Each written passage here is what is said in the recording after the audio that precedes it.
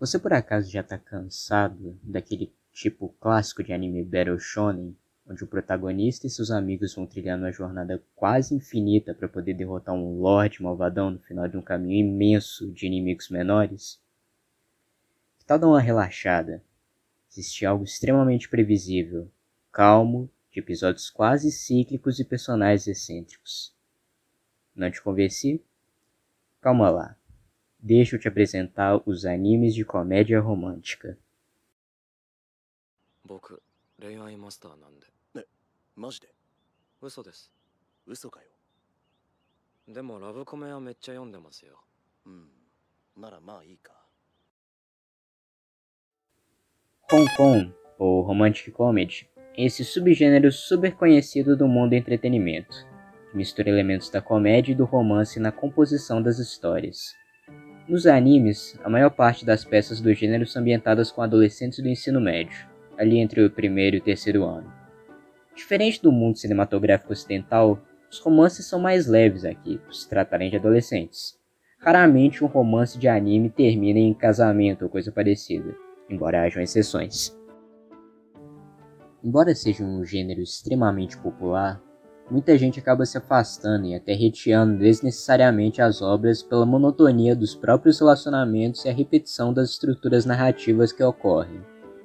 Mas engana-se quem acha que a primeira experiência de comédia romântica dos fãs desse gênero começou em um anime puramente de comédia romântica.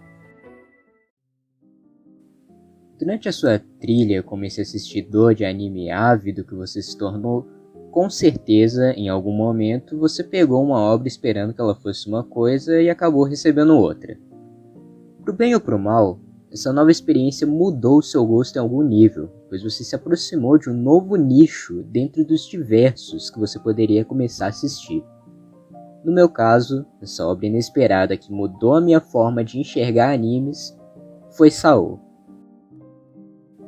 Sim, é um anime meio merda, com uma popularidade questionável e um roteiro bem fraquinho. Mas vamos tentar fazer um recorte, para entender como esse anime me tirou da minha zona de conforto na época. Olha só, lá para 2016, 2017 você tinha eu, um pequeno e não muito inteligente todinho, buscando apenas repetir as experiências que eu tive com outros animes clássicos, como Dragon Ball, Bleach e Naruto. Até que um belo dia eu trombei com o Sao, o Sword Art Online, um anime sobre um cara que prende um monte de gente num jogo e fala que enquanto ninguém zerar, ninguém vai ser capaz de sair. E se tirarem o capacete de Kamen Rider da sua cabeça, ele frita os seus miolos e te mata. Imagina o tanto de gente que não morreu nesse anime porque a mãe quis tirar o filho da frente do videogame. Enfim, Sao era um ponto bem longe de onde eu estava acostumado a aterrissar nas minhas passagens pelos tipos de animes. Pouquíssimos episódios se focavam em mostrar como o Kirito era fodão, embora ainda mostrasse, e embora o drama hoje pareça bem fraco aos meus olhos, na época era um desenvolvimento de personagem que eu nunca havia visto antes. Quer dizer, a maior parte dos episódios era interessante justamente por não ser aquela coisa de luta atrás de luta para sair o mais rápido possível do jogo, e andares, e monstros, e sim como as pessoas estavam sendo afetadas por aquela situação. Porra, tinha situações até de rage kit forçado, se é que você me entende. E aí veio a segunda temporada, mas já tá fugindo um pouco do assunto. O que importa é que o anime afetou os meus gostos. Eu comecei a procurar desenvolvimentos de personagens mais esclarecidos, casais mais bem construídos em animes e que tratassem de coisas mais mundanas, como aquelas cenas de pescaria, colégios e festivais. E então, depois de muito relutar, eu entrei pro mundo dos animes de comédia romântica. O meu primeiro anime de comédia romântica já foi pegando pesado, Oregairo, ou, pelo nome completo, Yahari Ore no Seishun Love Comedy Wamadigateiro. E o que é esse anime para começar? Oregairo conta a história de Hikigai Hachiman, um estudante do segundo ano do ensino médio que é basicamente solitário completo. Ele não tenta fazer amigos e nem tem interesse por trabalhar, literalmente eu. professora dele nota isso e resolve tacar ele num clube da terceirização, onde os estudantes do clube têm a função de atender pedidos de pessoas do colégio e ajudá-las da forma que podem, ou um negócio assim. Eu não presto atenção nos detalhes, desculpa. Enfim, no clube ele conhece duas garotas.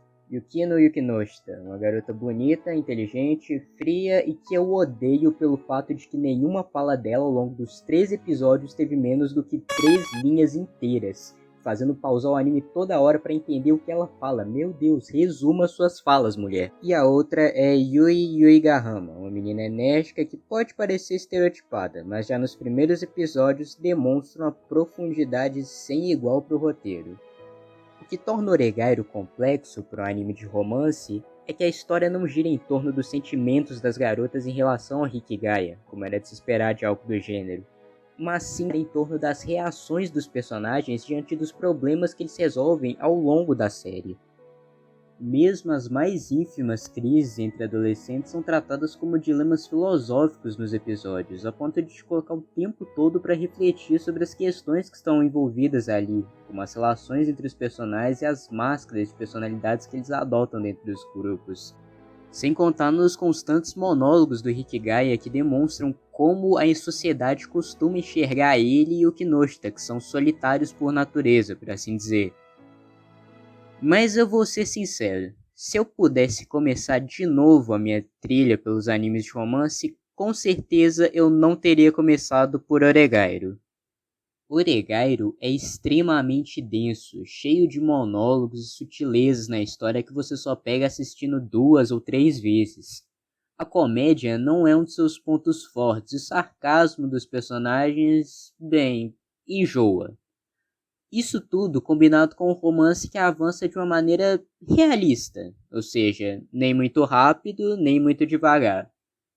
Só acreditável de se acontecer na vida real. Com o tempo, o anime vai se desenrolando e as partes românticas vão se sobressaindo na história. Você começa a pensar, olha só, finalmente vai rolar algo aqui, hein? Mas olha só, mais um problema de se começar por esse anime. E o nome dele é Yukinoshita e Yuigahama, as duas escolhas de par romântico do protagonista. Elas são garotas de personalidades extremamente diferentes, cada uma tendo seu momento de evolução no romance alternadamente. Não esquenta, se você começar a assistir animes de romance, você vai ver essas duas mais um monte de vezes, de várias formas em outros animes. O problema começa quando nenhuma das duas forma um par legal com o protagonista. Yukino é extremamente espinhosa e fria com Hikigaya quase do início ao fim da obra.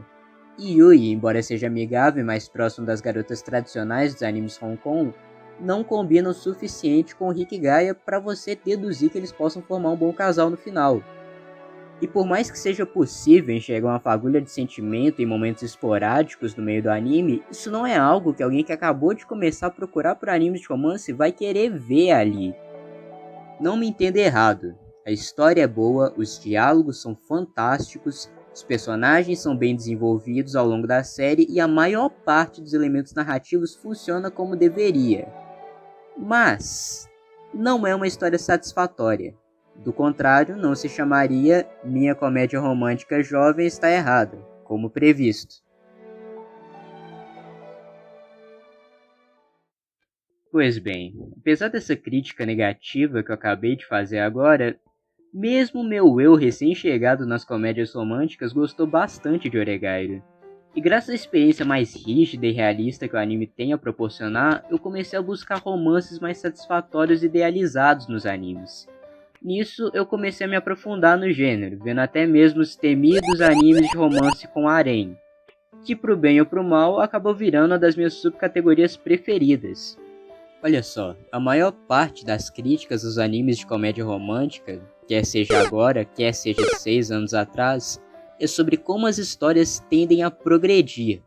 O ritmo lento, os eventos previsíveis e as piadas repetidas são os maiores motivos de queixa dos fãs de animes mais cult hoje em dia.